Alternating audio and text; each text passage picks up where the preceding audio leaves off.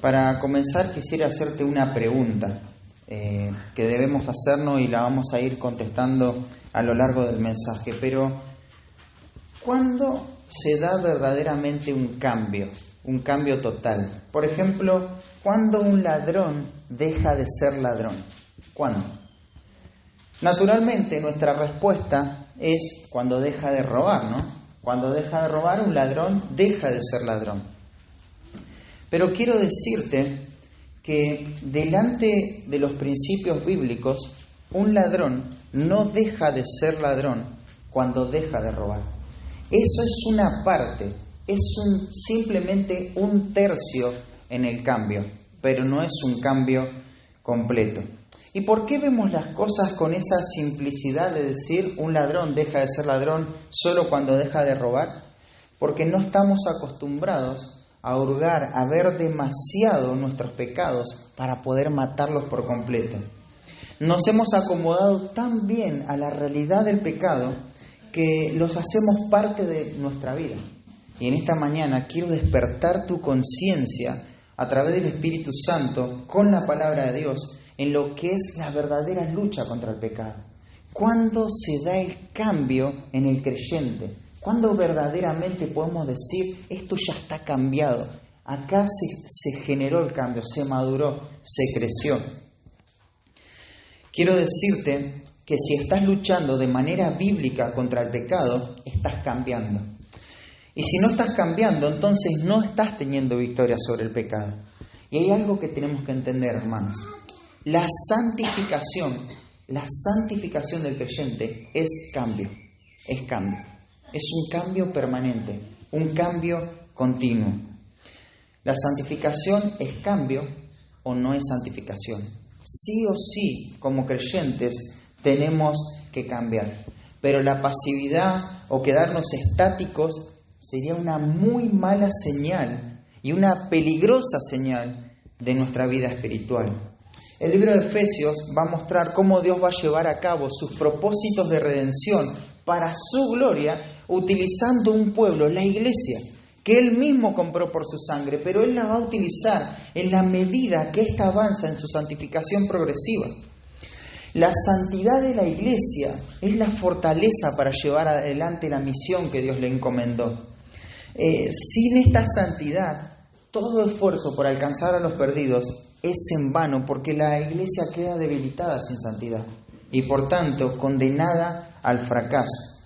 En los primeros 3 capítulos del libro podemos ver cómo Pablo va a afirmar a la iglesia en su llamado. Les va a recordar la bendición de pertenecer al pueblo de Dios. Y todas esas bendiciones son razones más que suficientes para alabar a Dios. Pero claro, esta posición no nos deja ahí como diciendo, mirá todo lo que tenemos, sino que nos hace responsables. Por eso a partir del capítulo 4 hasta el final, Pablo va a mover a la iglesia a que viva su salvación. Ellos son uno en Cristo, pero deben expresar esa unidad, viviendo de acuerdo al diseño que Dios tiene para la iglesia. Claro, no se puede estar con un pie adentro de la iglesia y con un pie afuera. Eso no es real, eso no es bíblicamente correcto. Por eso Él los va a exhortar a nunca más vivir de la manera en como vivían antes de conocer a Cristo. Esto es impensado, ¿no? Porque claro, ahora el creyente tiene una nueva identidad, vive una nueva realidad. Sin embargo, muchos de nosotros quizás nos hemos preguntado a lo largo de nuestra vida, ¿cómo hago para vivir de acuerdo a todo como Dios quiere? ¿Cómo hago para hacer la voluntad de Dios de una manera permanente en mi vida? Muchos en la iglesia de Éfeso también se habrán sentido frustrados porque, vos imaginate, no fue fácil lidiar con el pecado para ellos, ¿no?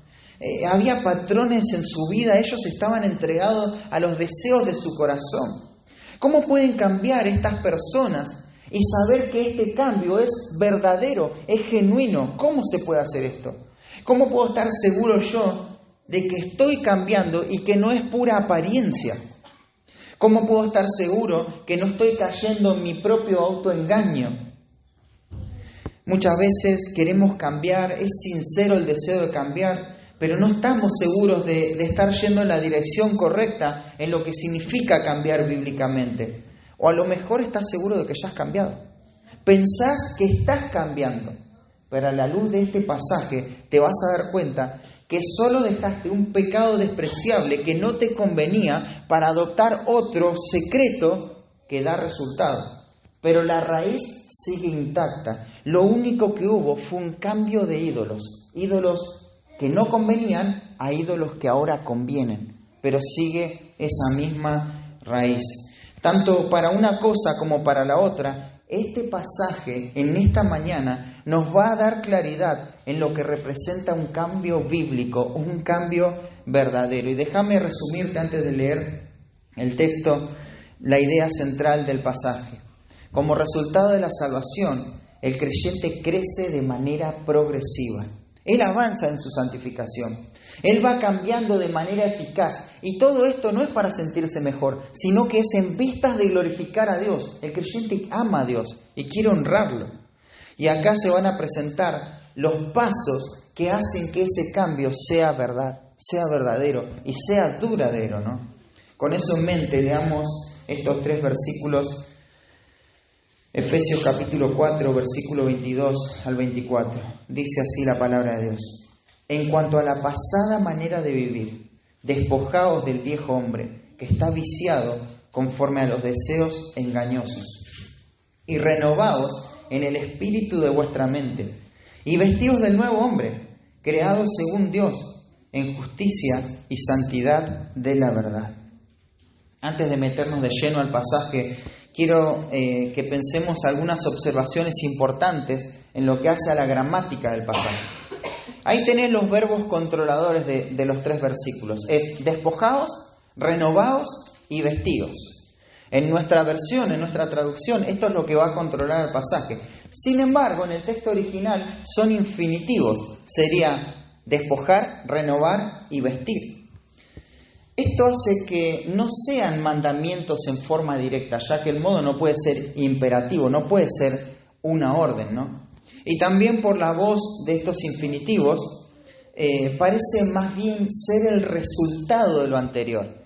Mira, la primera conclusión que podemos sacar de esta observación gramatical es que el cambio en el creyente es el resultado de la salvación.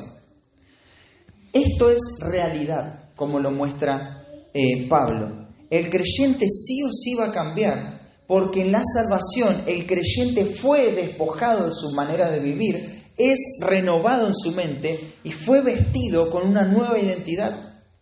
Y claro, esto es verdad por la gramática del pasaje. Entonces, es una realidad en el Hijo de Dios. Pero hay un detalle más. No es tan claro a qué verbo están modificando estos 3 infinitivos: despojar, renovar y vestir. Por lo tanto, algunos libros de gramática griega dicen que cuando el infinitivo no modifica un verbo con claridad, lo que están haciendo estos verbos están funcionando como órdenes, como mandamientos. Entonces, tenemos otra nueva conclusión. Esto es una responsabilidad en el creyente.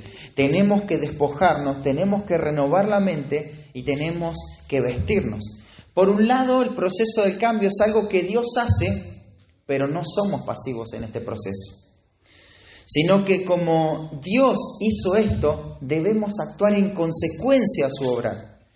Y esta es una sana tensión, ¿no? que se reproduce en varias ocasiones. Por ejemplo, en Filipenses capítulo 2, cuando dice, ocupaos en vuestra salvación. Es algo que tenemos que hacer. La salvación ahí se refiere a la santificación por el contexto. Sin embargo, va a decir después, pero Dios es el que produce en nosotros el querer como el hacer, por su buena voluntad. Entonces, es algo en lo que nos ocupamos activamente, pero es algo que Dios produce a la vez. Así es la santificación. No estás pasivo, pero Dios lo hace. Por ejemplo, Pablo se refiere a los corintios como los santos, pero él dice, llamados a ser santos. O sea, ustedes ya son esto, pero tienen que vivir conforme a esto.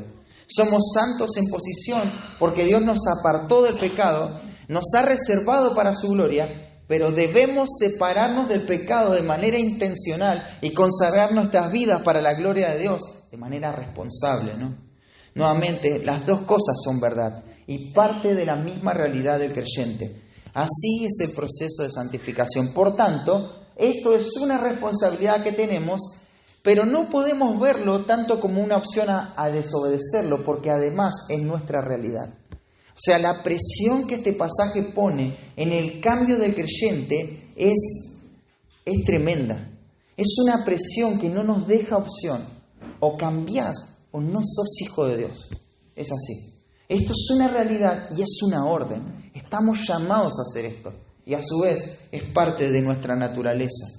Entonces, un cambio verdadero va a ser el título en esta mañana del sermón. Un cambio verdadero. ¿Y cómo se produce un cambio eficaz, verdadero, real?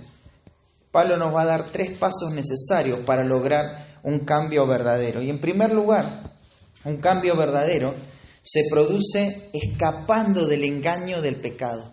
Un cambio verdadero se produce escapando del engaño del pecado. Y lo va a decir así: en cuanto a la pasada manera de vivir. Esto se refiere a la vida que teníamos antes de conocer a Cristo. Claro, involucra una conducta, pero también tiene que ver con una mentalidad que incitaba lo que hacíamos.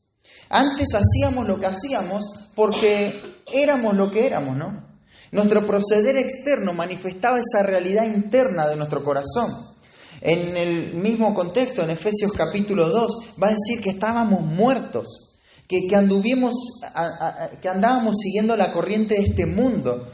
Vivimos en los deseos de nuestra carne, haciendo la voluntad de la carne y de los pensamientos. Éramos por naturaleza hijos de ira. Eso éramos antes. Sin embargo, por lo tanto, este estado de mortandad exhibía cada una de nuestras motivaciones. Nuestras decisiones, nuestras prácticas, nuestros anhelos, nuestras búsquedas, todo estaba movido por esa manera de vivir vana, ¿no? Pero esto era otro tiempo. Ahora la oscuridad ya no define más nuestra identidad, porque éramos eso sin Cristo, pero ahora estamos vinculados a Cristo. Nuestra identidad está definida en Cristo. Nunca te olvides eso, hermano. Tu identidad, mi identidad, está definida en Cristo. El resultado de haber creído la verdad, de haber sido salvados, de haber aprendido a Cristo, como veíamos también, esto trajo aparejado una nueva identidad. En Romanos 6:6 dice que nuestro viejo hombre fue crucificado. Ya está. En Colosenses 3:3 dice que habéis muerto y vuestra vida está escondida con Cristo en Dios. Eso es lo que somos. Y Pablo en el versículo 17 va a decir: ya no andéis como los otros gentiles. O sea, está distinguiendo al creyente de otras personas. Como es seguro, podríamos decir que nada tiene que ver Cristo con Belial. Así el creyente nada tiene que ver con su vieja vida, con la vida que antes nos caracterizaba. Y como ilustración, te recuerdo, ¿te acordás de Naamán? Este hombre que se tenía que sumergir en un lago 7 veces para curarse de la lepra. Y al final, que obedeció a esto, ¿cómo salió? Sano, ¿no? Era la misma persona, pero ahora era sano. Cuando nosotros vamos a Cristo, no pasa eso. Cuando vamos a Cristo, nos sumergimos en Cristo, la persona que se sumerge en Cristo murió. Y la persona que va a resurgir no es la misma. Es una nueva persona. Es una nueva identidad. Y Pablo va a decir, en cuanto a la pasada manera de vivir, despojaos del viejo hombre. La palabra despojaos, el verbo despojaos, el aspecto verbal sugiere que la acción fue culminada de una vez. Ese es el resultado de haber creído. Fuimos despojados, fuimos salvos del pecado, de la vieja vida. Esta es nuestra realidad. La vida pasada ya no nos define, ha sido quitada y debemos escapar a ese engaño del pecado, porque el pecado no determina quiénes somos, ¿no? Hay un pasaje paralelo en Colosenses que dice, habiéndonos despojado. Eso es claro, ¿no? Fue algo que sucedió, habiéndonos despojado del viejo hombre con sus hechos. Esto significa trasladar, aplazar, quitar, desvestir. Y tiene que ver con esto. Pero también te mencionaba al principio que a su vez es una responsabilidad. Es una responsabilidad que no podemos eludir como creyentes. El verdadero cambio se va a ver en una persona por la forma en que esta persona está comprometida a abandonar el pecado. ¿Cómo se ve el cambio en el Hijo de Dios? Bueno, en la medida que el Hijo de Dios se compromete a abandonar el pecado. Es ese compromiso en nuestra lucha contra el pecado, eso es lo que va a dar inicio al proceso del cambio y por lo tanto a la santificación. Este compromiso viene a ser el resultado en cómo aplico a mi vida lo que voy entendiendo. ¿Cómo aplico a mi vida lo que voy entendiendo? Ahí está ese compromiso, abandonar el pecado. Cuando se resuelve de manera radical, esto marca un antes y un después en nuestra vida espiritual. Y es ahí cuando está ese compromiso con la santidad. Hay decisiones que se tienen que tomar para abandonar el pecado. Claro, estas decisiones no son siempre cómodas, ¿no? No siempre son rentables en cuanto a lo económico, en cuanto al tiempo.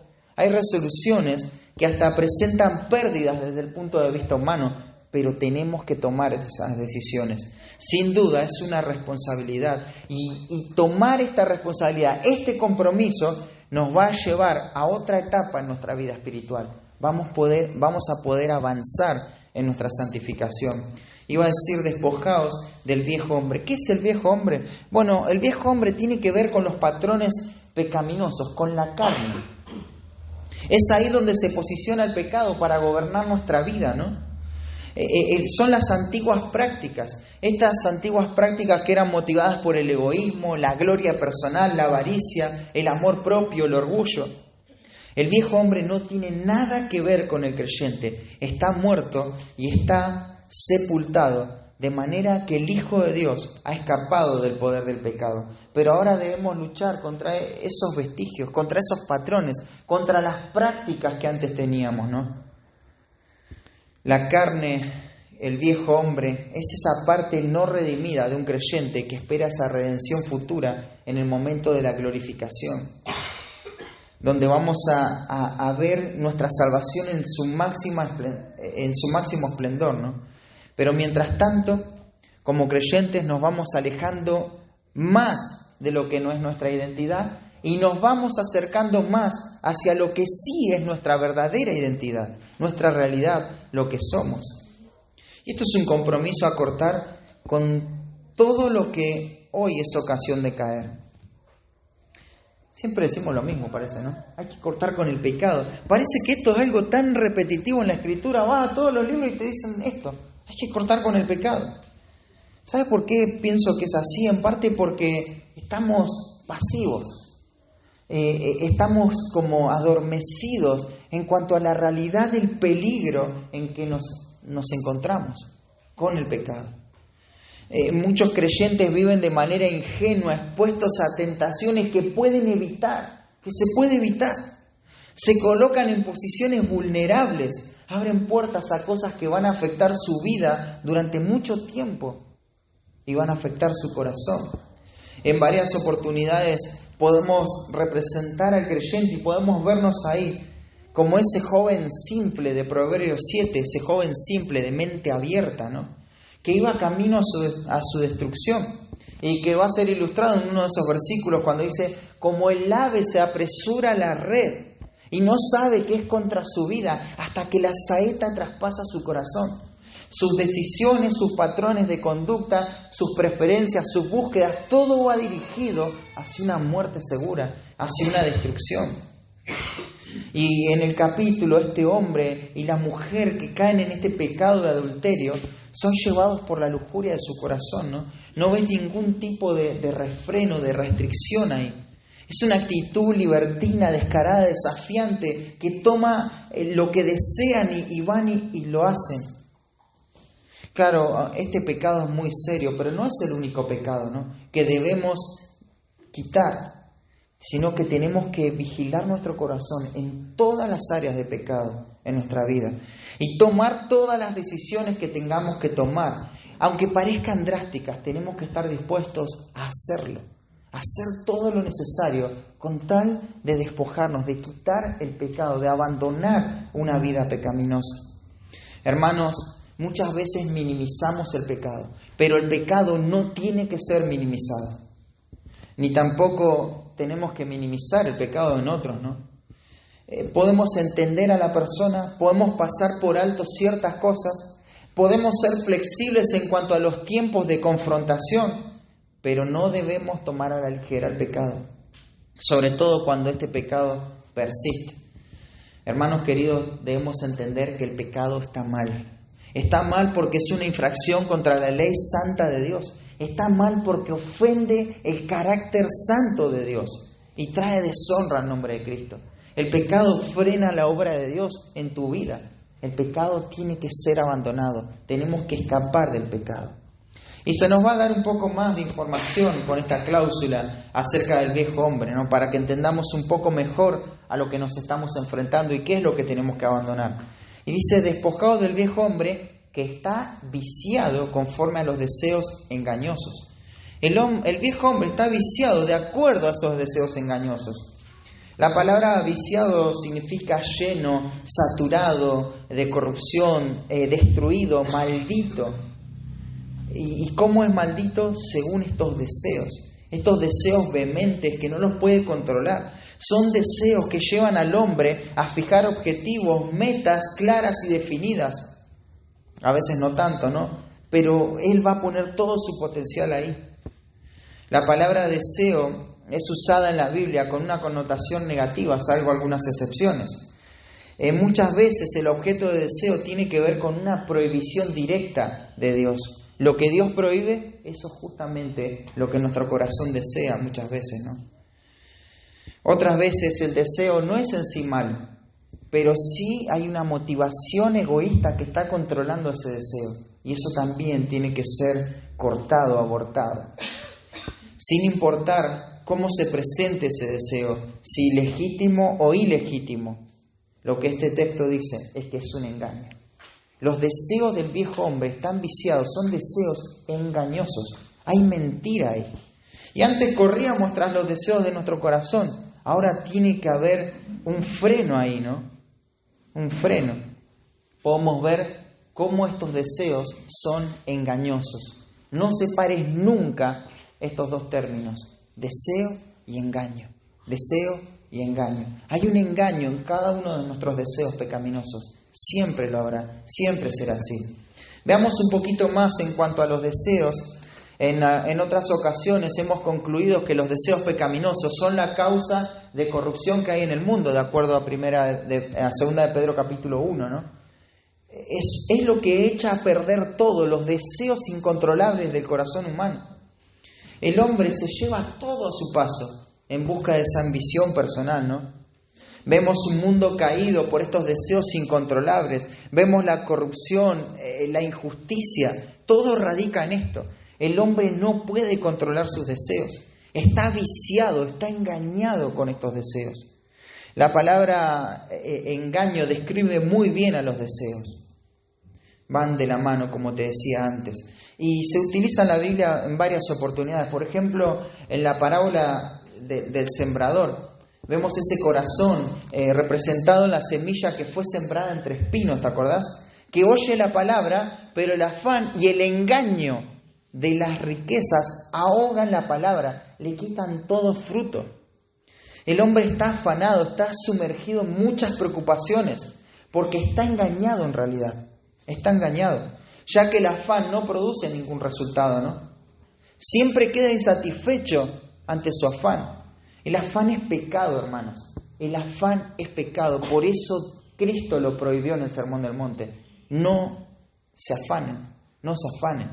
Es pecado y es un engaño del corazón. Revela incredulidad, falta de confianza en Dios. A veces, claro, este afán tiene buenos disfraces, ¿no? Como el cuidado, la responsabilidad.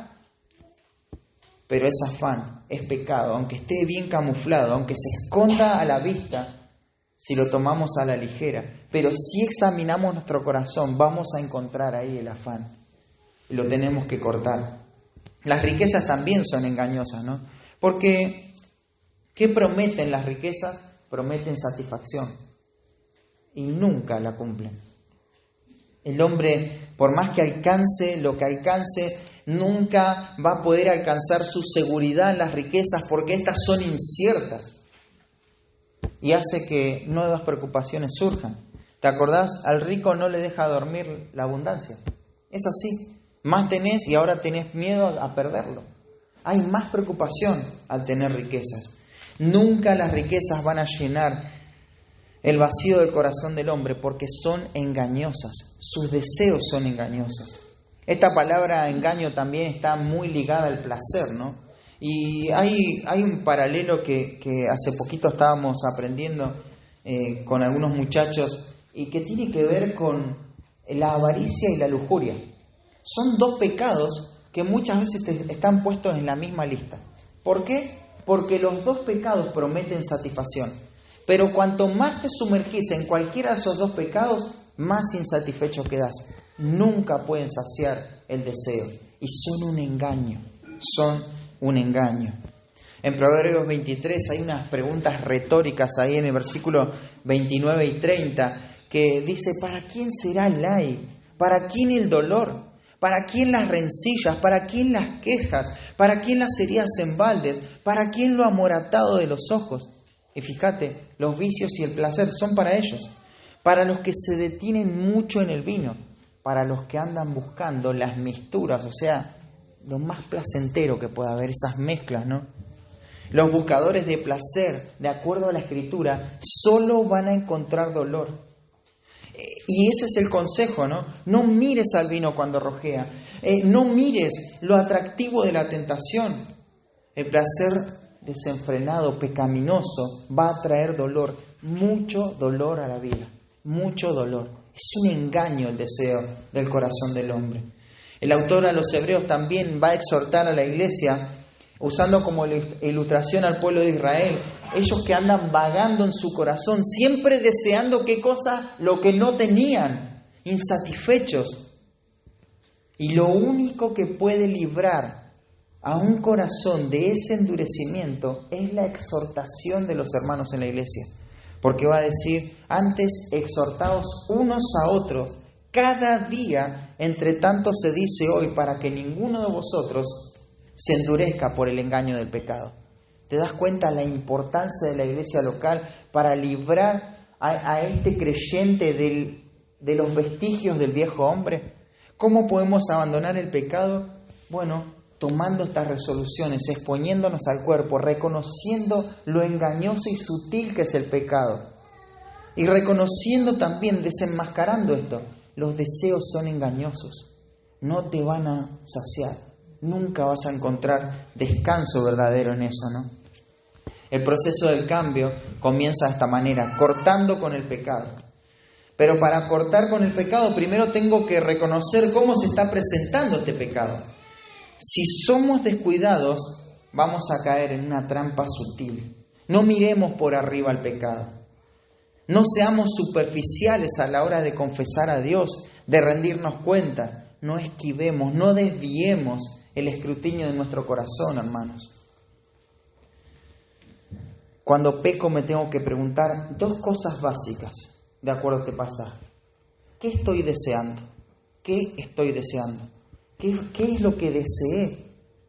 ¿Y cuál es la mentira? Porque es un deseo engañoso. ¿Qué mentira creí cuando pequé? No podés no hacerte esa pregunta. Sea cual sea tu pecado, enojo, celos, envidia, ira, ¿qué deseé y qué mentira creí? Porque eso es lo que está pasando ahí.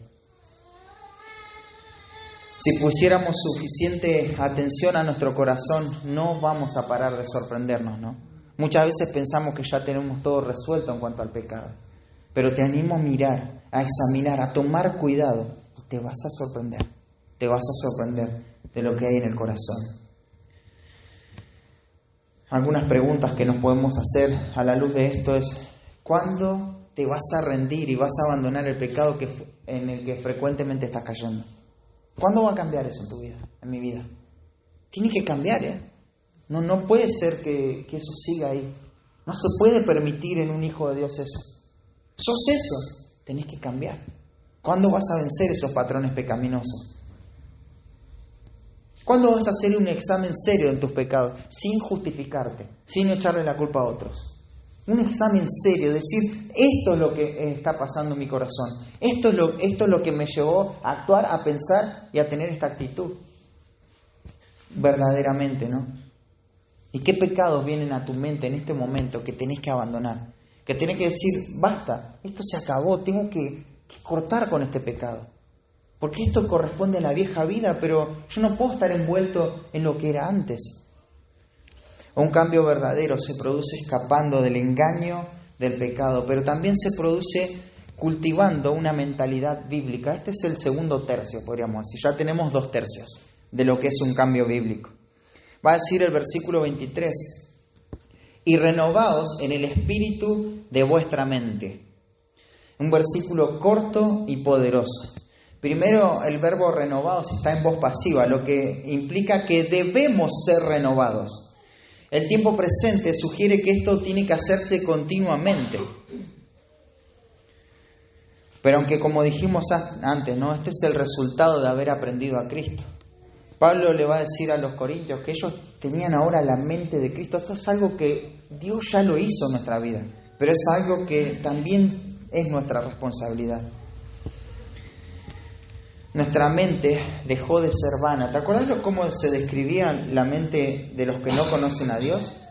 Pensamiento, una mente entenebrecida, vana, ¿no? Ahora nuestra mente dejó de ser vana.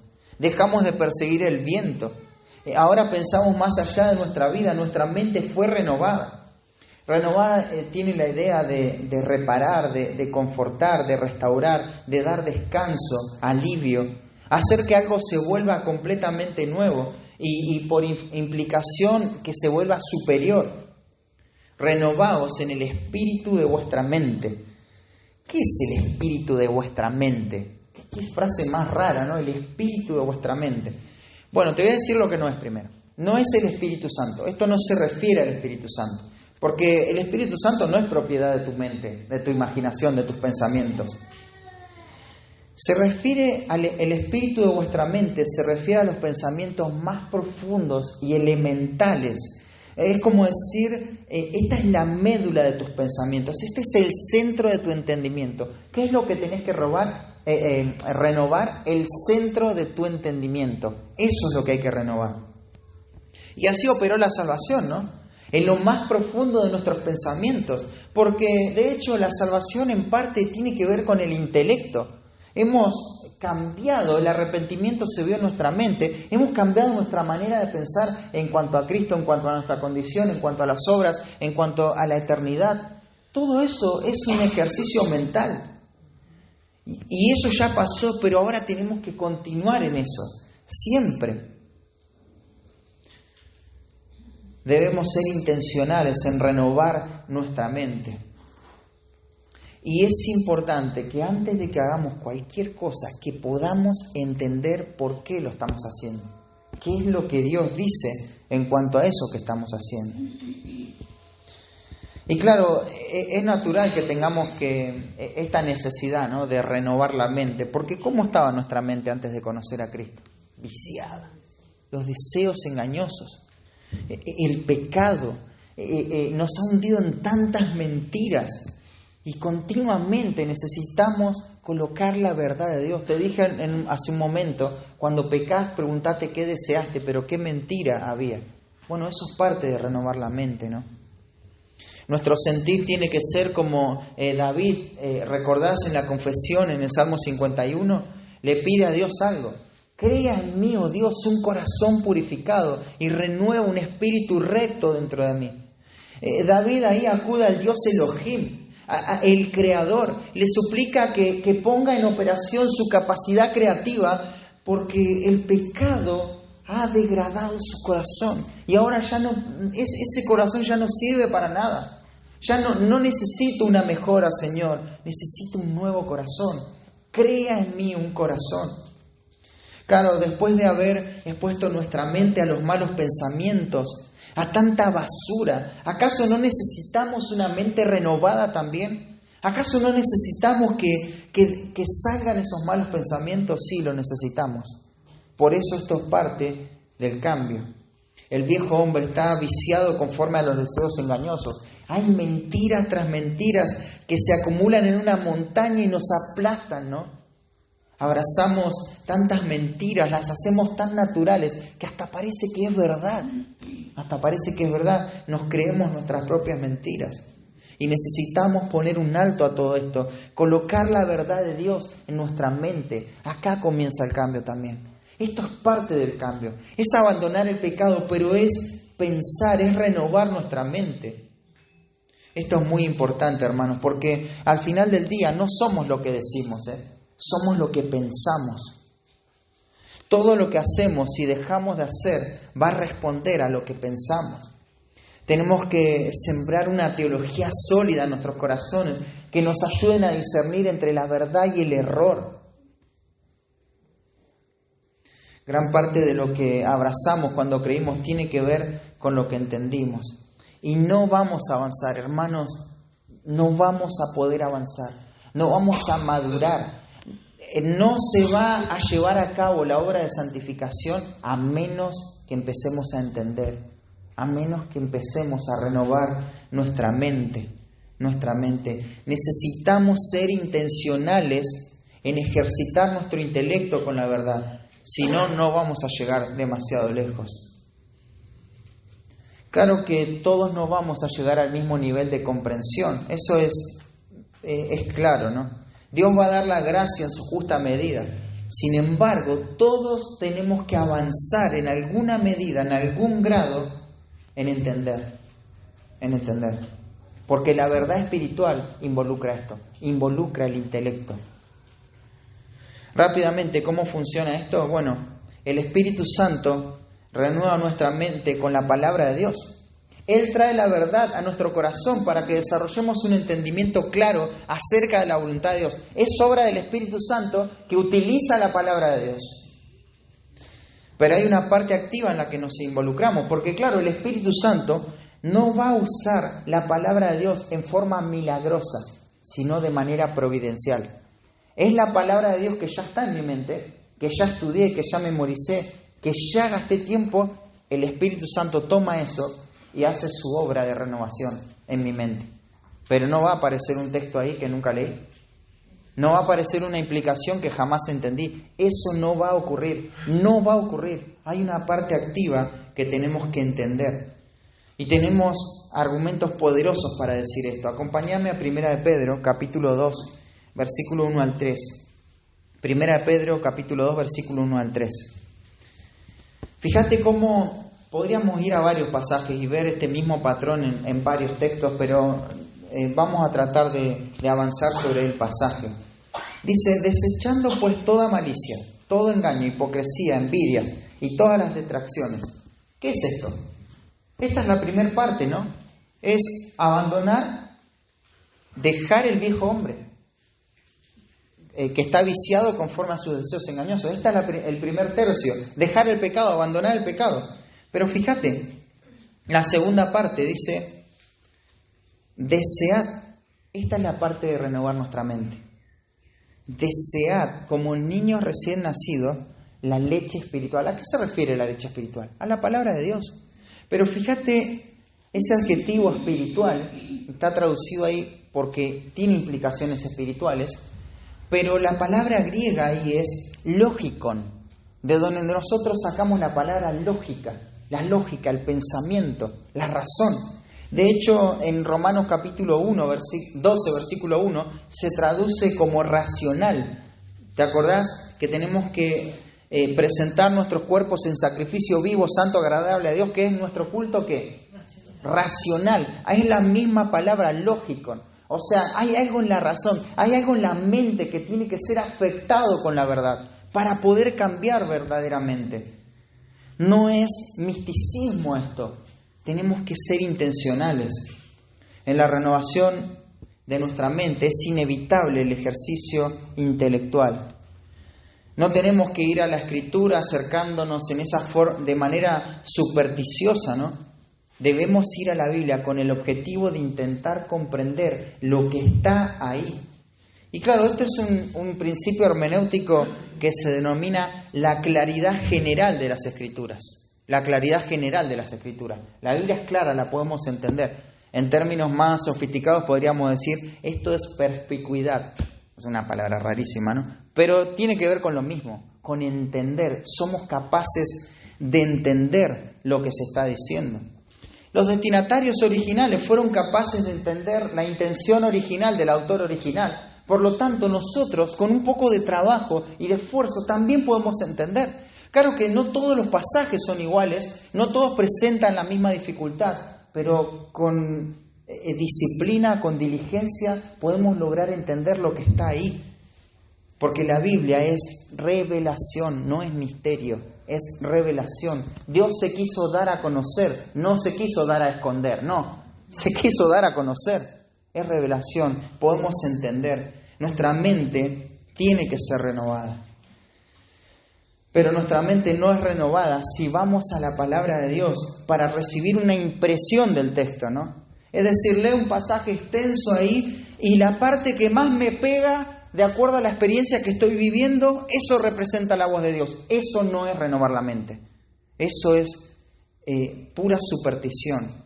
Esa manera de ir a la Escritura es muy peligrosa, porque le hacemos decir al texto lo que queremos que diga, lo que creemos que necesitamos que diga. Pero te voy a decir algo, no es muy diferente ir a la Biblia así como muchos hoy en la actualidad van al horóscopo, tratar de ver qué es lo que tiene para ellos el horóscopo. Es el mismo patrón, es el mismo patrón. Por eso te hablaba de cambios significativos, no de cambio de ídolos. Debemos, por ejemplo, tomar una historia en las Escrituras y no ver qué parte más nos impactó, sino cuál es el punto principal de esa historia.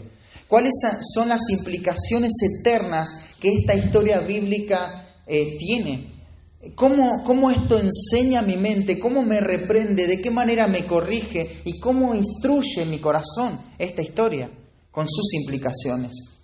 Tenemos que ir a las Escrituras con esta clara tarea de extraer del texto su significado para que eso pueda cambiar mi modo de pensar. Y no que mis experiencias se impongan en el texto. Te digo por qué tenemos que renovar nuestra mente. Porque muchas veces decimos que nuestra opinión es la autoridad.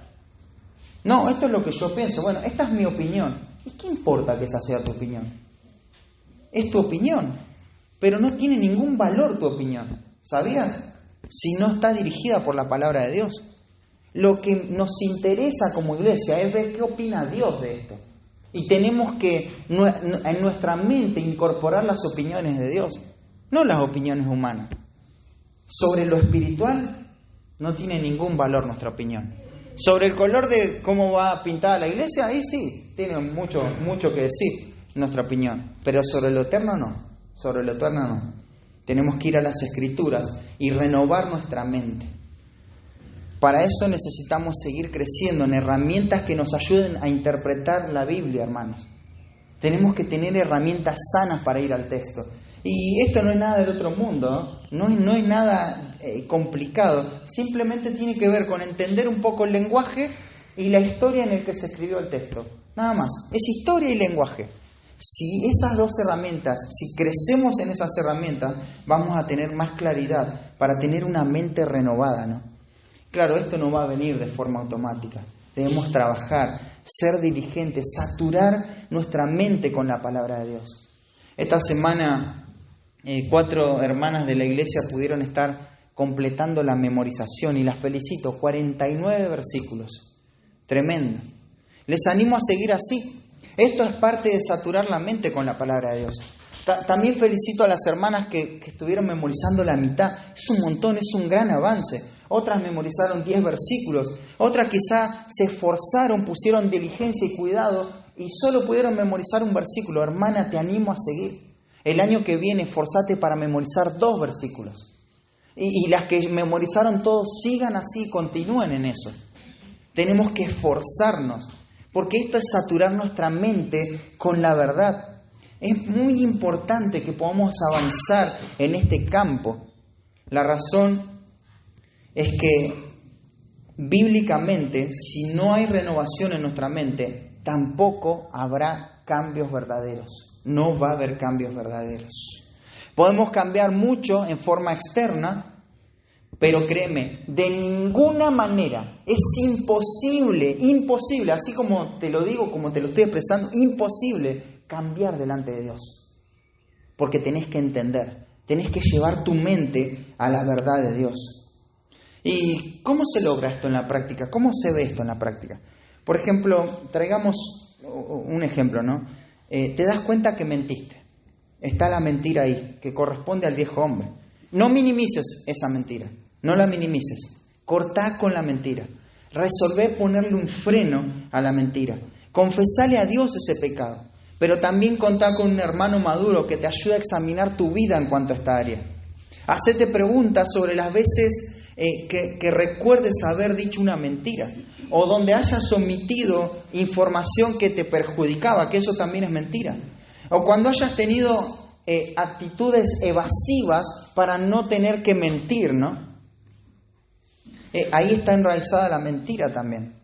O cuando hayas exagerado sobre un asunto y se sobredimensionó o se devaluó ese asunto.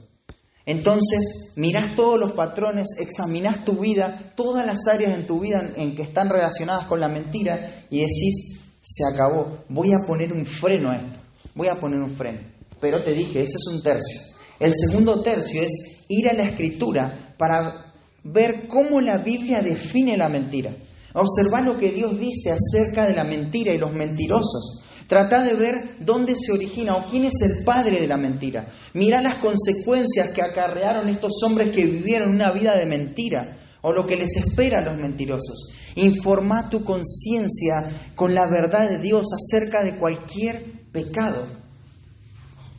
Contrastá cómo el mundo mira la mentira, cómo el mundo trata la mentira y cómo Dios mira la mentira. Memorizá algún versículo para traer a tu mente en los momentos en que sos tentado a mentir. Eso es renovar la mente. Estás tratando con el pecado. No decís, bueno, esto le dije así, pero fue el momento de enojo. No es el momento de enojo. El momento sacó el enojo que ya estaba ahí en tu corazón. Y cambiar de manera bíblica es cortar con ese enojo, pero traer la verdad de Dios. Es renovar tu mente. ¿Qué es lo que me hace enojar? Y te puedo asegurar que no son las situaciones, es tu corazón que está viciado con deseos engañosos. Hay mentiras en el corazón y tenemos que renovar nuestra mente. Pero claro, esto es solamente parte del cambio. Alguno puede decir, bueno, pero ya con esto ya cambié. No, son 2 tercios nada más. Falta aún 1. La idea es dejar el pecado, renovar la mente. Y dice, y renovaos en el espíritu de nuestra mente. Este es un texto muy corto, como te decía, es poderoso, pero por ser corto no lo pases por alto. No pierdas el efecto y la responsabilidad que esto trae para nuestra vida. Hermanos queridos, muchas veces estamos dormidos en cuanto a nuestro entendimiento. Quiero explayar un poco más en esta idea. Entiendo que nos puede costar a algunos más que a otros, pero eso no es razón para no crecer en cuanto al entendimiento. El creyente cambia. El cambio es santificación. Si fuiste justificado, estás siendo santificado porque la obra de santificación del Espíritu es progresiva en nuestra vida. Muchas veces ya aprendimos ciertas cosas y ya nos quedamos ahí, ¿no? Nos quedamos estancados en algunas frases, algunos conceptos básicos, ahí el ABC nada más. Y ahí quedamos atrapados por años, por décadas estamos en lo mismo y no hay crecimiento. Claro, entiendo que si estás en el Medio Oriente y no tenés la oportunidad de aprender o estás en un lugar inhóspito, bueno, pero si ya hay una persona, una sola, que está avanzando en su entendimiento, ya nadie tiene excusa. Todos tenemos que crecer. No aprender, mantenernos en la ignorancia durante décadas no tiene que ver con que nos cuesta, hermanos, no tiene que ver con que nos cuesta, sino que tiene que ver con un corazón duro que nos mantiene ignorantes. Muchas veces está relacionado con el orgullo que no me deja aprender de otros, soy poco enseñable. Si voy en esa dirección, en donde no quiero aprender, no quiero entender, ¿sabes lo que va a pasar con el pecado? Pronto lo voy a dejar de ver. No voy a poder ver más y voy a mirar solamente todos mis derechos, pero no voy a poder ver más el pecado en mi corazón. Tiene que ver a veces esta falta de entendimiento con la pereza. Si no, por esto ya no es para mí, esto ya me pasó la etapa esta de aprender. No, el creyente va a entender. Mirá, pensá que cuando tengas un cuerpo glorificado vas a entender mucho más, ¿no? Pero el objeto de tu entendimiento es Dios. Y Dios es infinito. O sea que no vas a dejar de entender en el cielo. El intelecto lo vas a seguir utilizando. Nunca vas a dejar de aprender. Se va a dejar de predicar el Evangelio porque ya no va a haber nadie para predicarle, pero no se va a dejar de enseñar la doctrina en cuanto a Dios. Nunca, nunca, nunca. Por lo tanto, ahora no estamos como cuando vamos a estar glorificados. Estamos muy lejos, ¿no?, de eso. ¿Cuánto tenemos para entender? ¿Cuánto tenemos para renovar nuestra mente? Hablábamos con algunos hermanos y fíjate un ejemplo de cómo nos hemos estancado muchas veces, ¿no? Ahí tenemos una serie de versículos para presentar el plan de salvación y introducimos siempre con Hebreos 9:27, que dice: y de la manera que está establecido que todos los hombres que mueran una sola vez y después de esto el juicio. Pero notá que ese versículo, termina el versículo ahí, pero hay una coma. La oración continúa. ¿Qué dice el versículo 28? Ni idea. Ya sé que no tenemos ni idea lo que dice el versículo 28. Pero ¿cuántas veces utilizamos ese versículo? Si no tenemos idea de lo que dice el versículo 28, mucho menos tenemos idea de qué significa ese texto. ¿Cuál es el punto del autor en ese pasaje? ¿A qué se refiere? ¿Por qué él utiliza este recurso que está establecido para los hombres que mueran una sola vez y después de esto el juicio? ¿Te lo preguntaste alguna vez? ¿Cómo está funcionando este texto dentro de su contexto inmediato? ¿Qué dijo antes el autor? ¿Qué va a decir después? No, ni idea. Yo sé que lo estoy usando hace 10, 15, 20, 25 años para predicar el Evangelio, pero no tengo ni idea lo que dice. ¿Te das cuenta por qué tenemos que renovar nuestra mente? Porque perdimos terreno en nuestra mente. Porque hemos caído en el pragmatismo, en hacer cosas, ser prácticos en cosas, pero no estamos siendo intencional en ver la verdad de Dios tal como la tenemos que ver. Muchas veces decimos, el amor echa fuera el temor. Así que bueno, aunque tengo miedo de decirte esto, voy a ir a decírtelo igual porque te amo. El amor echa fuera el temor. 14 años interpretando mal ese texto, 15, 20. No tiene que ver con eso, hermanos. Tenemos que entender lo que estamos diciendo. Y aclaración, no te estoy diciendo que no prediques más utilizando estos textos, ¿no? Utilizando Hebreos 9:27, usalo, pues es un buen recurso. Pero no lo utilices sin entenderlo. Trata de, aunque sea, leer el pasaje. Al menos lee el capítulo 9. Y trata de entender un poco a qué se refiere, por qué se utiliza este recurso. Y después sigue utilizándolo al pasaje. Pero muchas veces somos rápidos en ir. ¿Y sabes qué? Los falsos maestros hacen eso de esa manera. No se interesan por eso. Porque ¿qué es lo que el pasaje tiene para decir en sí? Toman frases perdidas. No copiemos esos patrones, hermanos. Tenemos que renovar nuestra mente con la palabra de Dios. Y no nos apresuremos cuando pecamos. Muchas veces decimos, bueno, ya sé lo que tengo que hacer. Pequé, pero ya sé lo que tengo que hacer. Que ya está perdiendo el tiempo tanto en renovar mi mente. Eso no es disposición para cambiar. Gasta tiempo informando tu corazón, tu mente con la verdad, para que avances en el proceso de cambio, para que cambies verdaderamente. Nuevamente la pregunta, ¿cuándo un ladrón deja de ser ladrón? En parte, cuando deja de robar, pero también cuando cambia una mentalidad en cuanto al pecado. ¿Qué es robar? El ladrón se va a preguntar eso. ¿Qué es lo que tiene que hacer? Hay algo mal en nuestra mente, hermanos, cuando pecamos. Por eso necesitamos renovar nuestra mente. Hay un concepto equivocado sobre el pecado en que estamos incurriendo. No estamos entendiendo suficiente, por eso pecamos. Hay un concepto equivocado en cuanto a Dios, en cuanto a su santidad. Hay un menosprecio por la palabra de Dios. Hay un concepto equivocado de lo que es mi verdadera identidad, mi nueva identidad. Por eso pecamos. Hay algo que no estamos entendiendo cuando pecamos. Estoy pensando mal cuando peco y necesito renovar mi mente. Quizá ya entendés todo en cuanto a un pecado específico, pero igual pecas. Es decir, peco igual, aunque ya entiendo todos los textos, ya, bueno, hay algo igual que no estás entendiendo.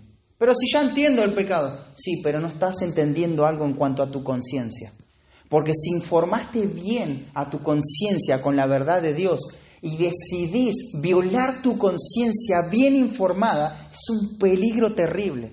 Es un peligro terrible. No hay tiempo, pero ahí podés ver a Himeneo y Alejandro, que naufragaron de la fe, ¿no?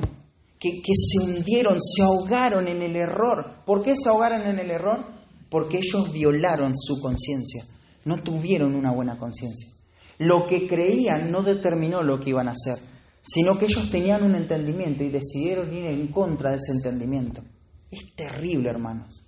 Cuando nosotros decimos, bueno, ya sé lo que tengo que hacer, solo que no lo hago, eso es lo peor que puedes hacer.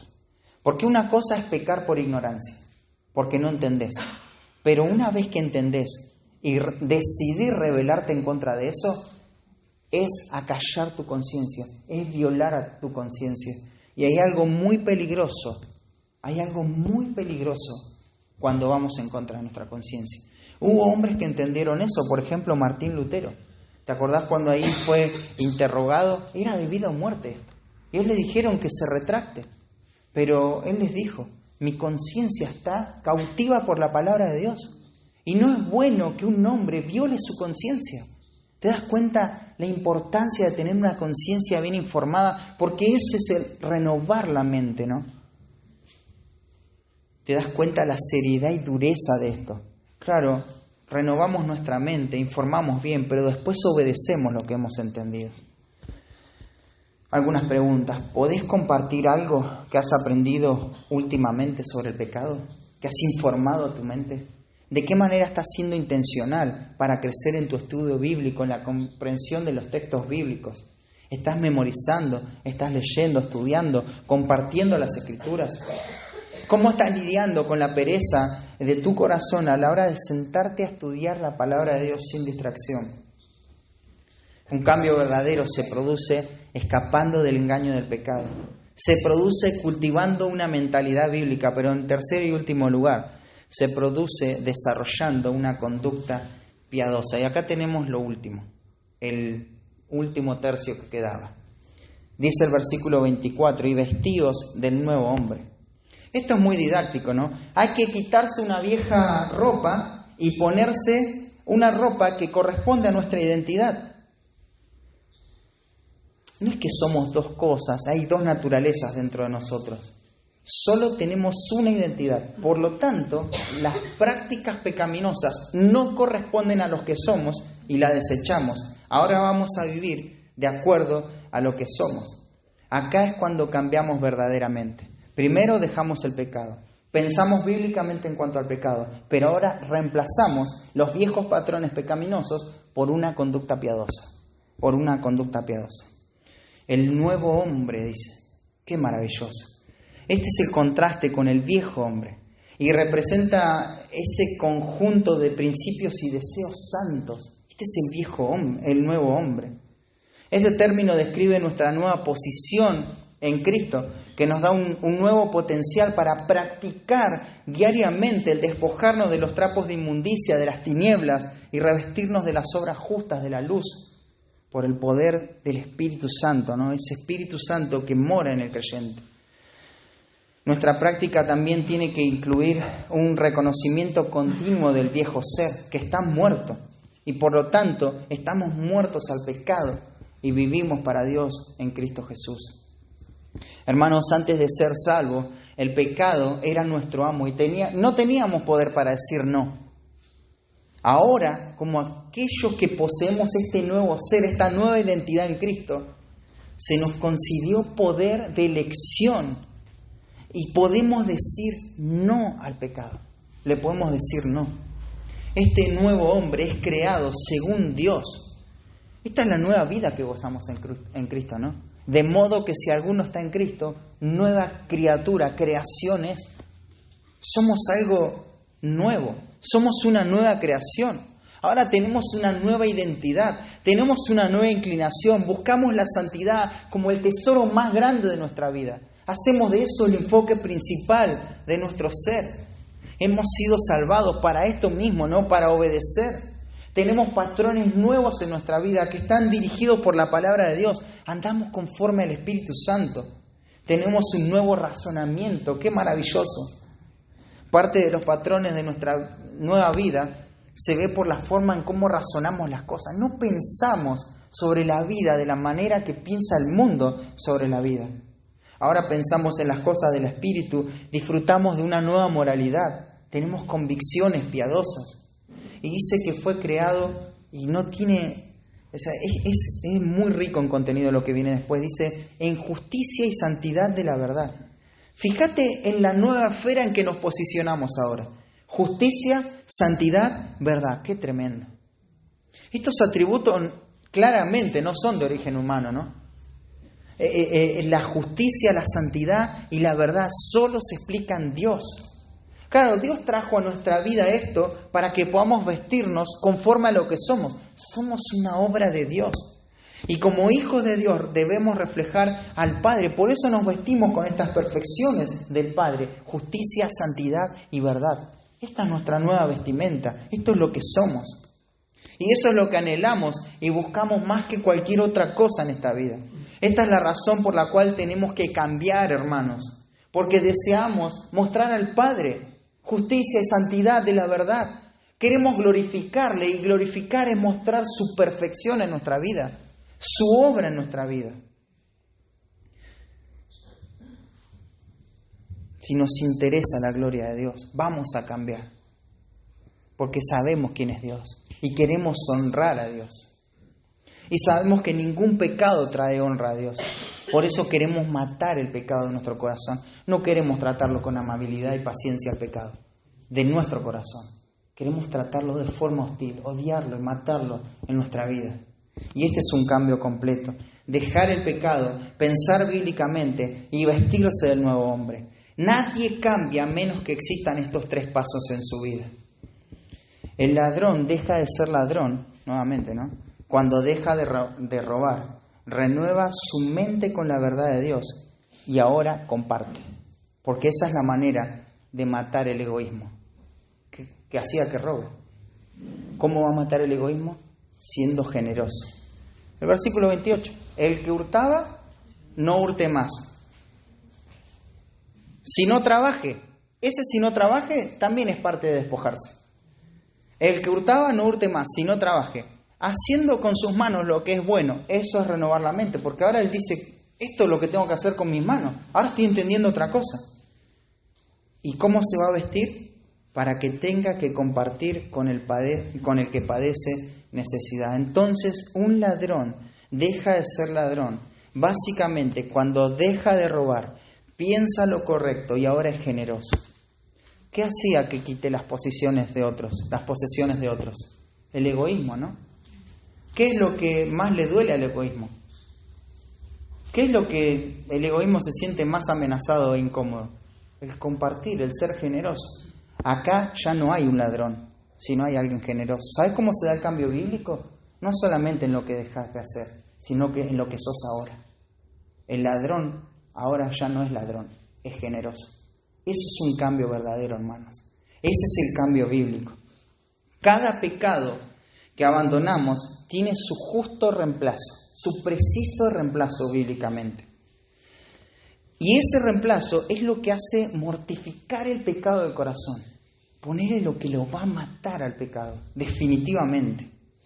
Nadie cambia verdaderamente hasta que estas 3 cosas no están presentes. Y quiero citarte a Paul Shirley, un autor de un libro que él va a mostrar esto de esta manera.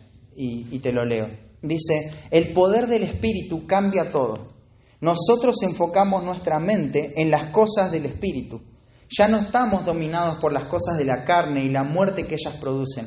Ahora estamos bajo el poder del Espíritu. Así que, ¿qué es lo que ha comenzado a cambiar a nivel tangible desde que hemos llegado a conocer a nuestro Salvador a través de la fe? Nuestras facultades de razonamiento.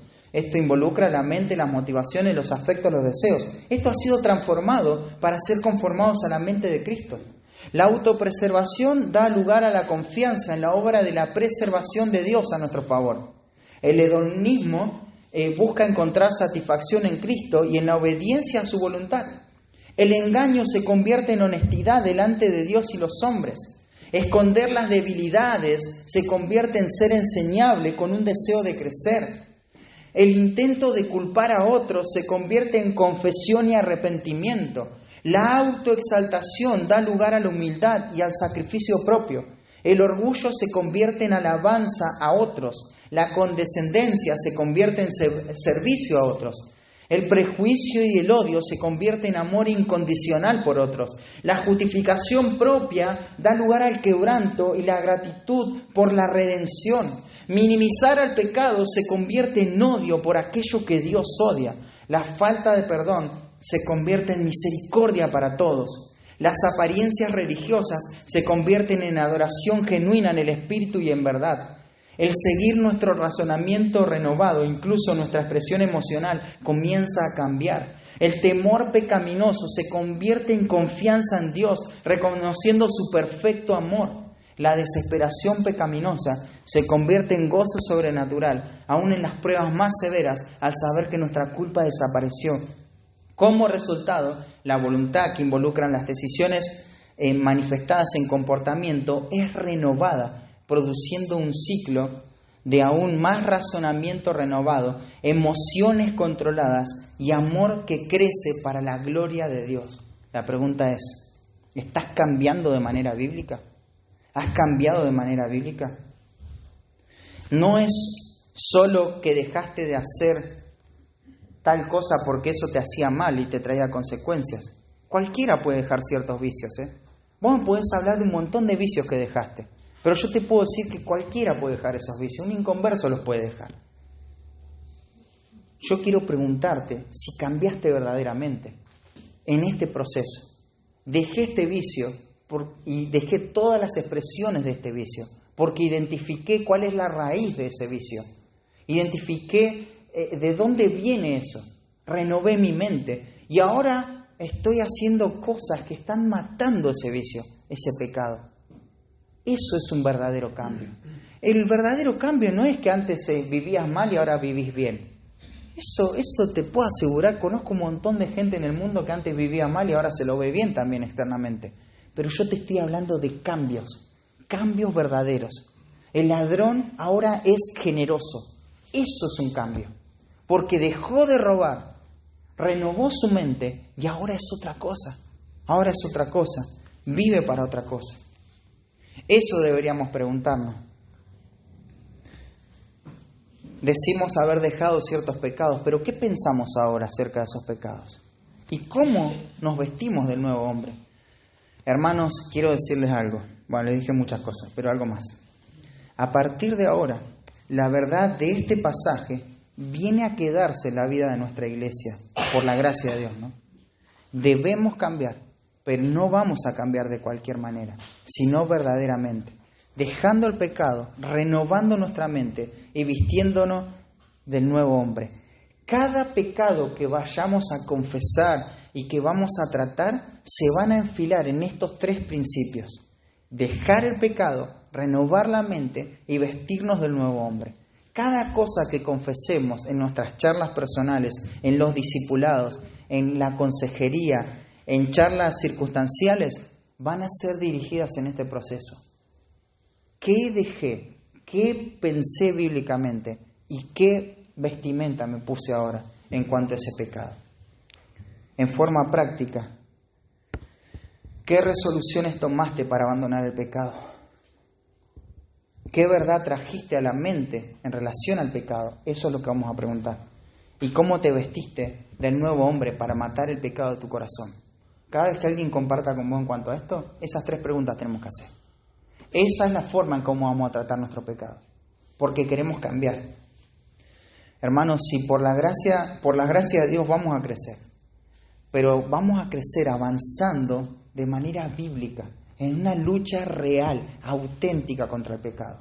No queremos ser religiosos, ¿no? Queremos cambiar. Queremos como iglesia ser usados por Dios para que Él se pueda glorificar, llevando a cabo su plan de redención. Y Él va a usar a esta iglesia en la medida que se santifica. ¿Estás dispuesto a crecer, a madurar de manera real? ¿Estás dispuesto a comprometerte con la santificación, la lucha contra el pecado de esta manera, en este orden, como lo enseña Efesios capítulo 4, versículo 22 al 24? Estoy seguro que si sos un verdadero creyente, ya está tu respuesta. Ya está tu respuesta. Te animo a avanzar. El que comenzó la buena obra en tu vida la va a perfeccionar hasta el día de Jesucristo. La santidad te conviene emprender este proceso de cambio. Y esa debe ser tu máxima prioridad. Pero puede que haya personas que van a mirar esto con indiferencia, ¿no? Con menosprecio. A ellos les interesa buscar otras cosas y no crecer. Su corazón los mueve a otras cosas, ¿no? Y eso es muy triste. Al final, tarde o temprano, se va a manifestar lo que realmente son. Pero hermano querido, si vos estás entendiendo que este es el camino, viví tu salvación al máximo. No dejes nada en tu corazón, porque eso te puede destruir. No pierdas tiempo tampoco. Aprovechá cada oportunidad para crecer, cada charla para crecer. Recordá que el crecimiento amerita cambio, y el cambio bíblico es bíblico o no es cambio. Como resultado de la salvación, el creyente crece de manera progresiva en su santificación. Él va cambiando de forma eficaz para glorificar a Dios. Y ahí Pablo nos dio estos 3 pasos para hacer que ese cambio sea posible. Escapar del engaño del pecado, cultivar una mentalidad bíblica y desarrollar una conducta piadosa. Señor, te agradecemos por tu palabra y pedimos que nos des la gracia, Señor. Necesitamos tu gracia para poder aplicar esto a nuestra vida, Señor. Es un montón, Señor. De momentos nos sentimos abrumados, Señor, por todas estas implicaciones. Pero es tu palabra, Señor. Son palabras de vida eterna, Padre. ¿Cómo nosotros vamos a negar esto? Queremos obedecer tu voz, Señor. Aún en nuestra debilidad, nuestra fragilidad, en medio de tantos pecados, Señor, queremos cambiar, Padre. Queremos progresar, queremos madurar, Padre. Señor, ayúdanos a luchar contra la ignorancia por la dureza de nuestro corazón, contra esa pasividad frente al pecado, contra esa simpleza, esa mente abierta que nos hace vulnerable a la tentación y a todo tipo de pecado, Señor. Ayúdanos a quitar todo eso de nuestra mente y de nuestro corazón y poder vivir para tu gloria, Señor. Como iglesia, Señor, somos expuestos delante de la verdad de tu palabra, Señor, y queremos obedecer, queremos aplicar. Para esto vivimos, para esto somos, Señor, para obedecerte a ti y honrarte. En el nombre de Cristo Jesús, amén.